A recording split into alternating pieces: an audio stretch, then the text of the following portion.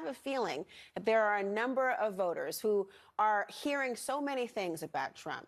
They're hearing the claims, they're hearing the statements, they're hearing about members of the cabinet saying, no can do, no will do again. And then you hear Trump's campaign saying, this is false. President Trump never said any of this. I mean, Trump, though, tonight praised authoritarian leaders, China's Xi, Russia's Putin. Listen to this. Can you imagine what President Xi, I got to know him very well.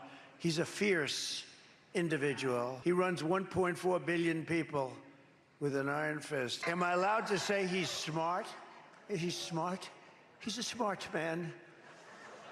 He's a fierce man. I get along with him very well.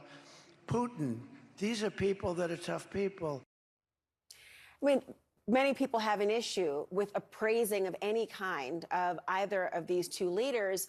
Does the fact that he appears to have a strong affinity for those who are authoritarians in the leadership, is that deniable at this point? Well, in the clip you showed, he didn't praise them. He just called Xi smart, which is the only praise he gave them. Well, it's not an insult. It's not, okay, right? Well, it's not, but it's not praise either, which is what you said it was, which it wasn't. But according to the Jeffrey Goldberg article, which we've talked about this entire night, you can't trust that article because the quote, 60,000 for an effing Mexican funeral, the only two on-record sources both said that he didn't say that.